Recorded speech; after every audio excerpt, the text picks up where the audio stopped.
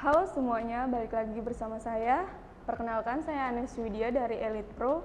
Di sini saya akan membahas beberapa kendala serta solusi di dalam dunia properti. Nah, biasanya banyak banget nih ya, kita ngalamin kendala-kendala di dalam dunia properti. Nah, di sini saya akan menjelaskan beberapa poin penting untuk kamu agar mendapatkan solusi terbaik.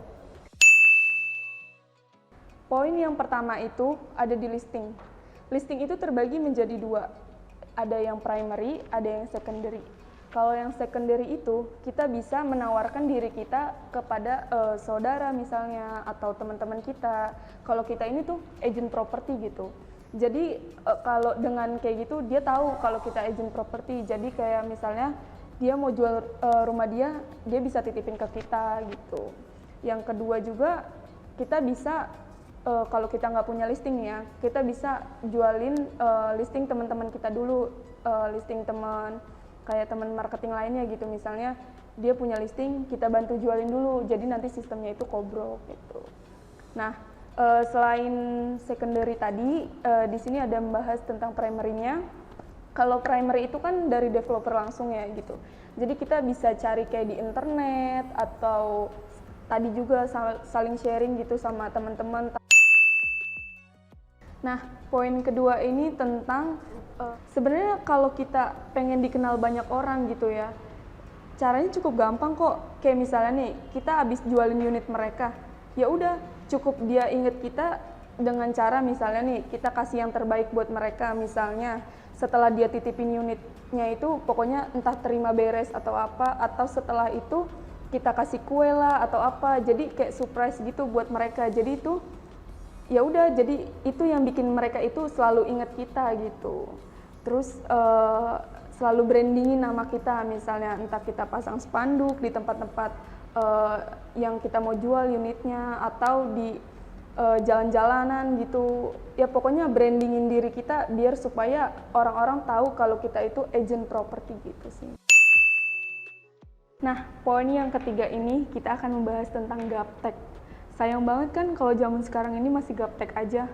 Padahal nih ya, manfaatnya itu tuh banyak banget. Salah satunya itu kita bisa mendapatkan customer jauh lebih cepat lah. Terus yang kedua, kita menjual produk kita jadi lebih cepat juga. Ya dengan cara itu tadi, kayak internet, kita share ke internet atau ke sosial media lainnya aja.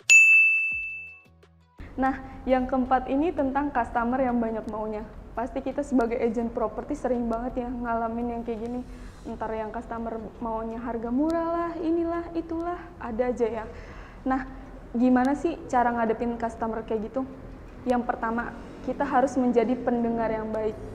Sebab jadi agent properti itu emang kudu-kudu banyak sabar, kayak ngadepin customer, entar yang bawel lah atau banyak maunya kayak gini.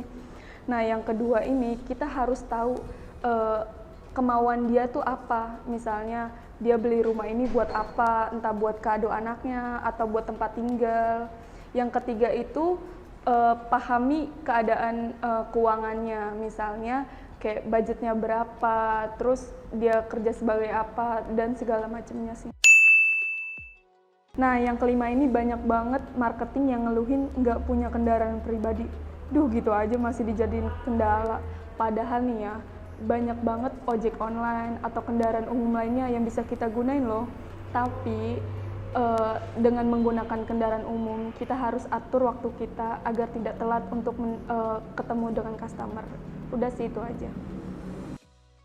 Nah, itu tadi beberapa penjelasan mengenai kendala serta solusi di dalam dunia properti. Semoga video ini bermanfaat. Jangan lupa like, comment, and subscribe. Terima kasih.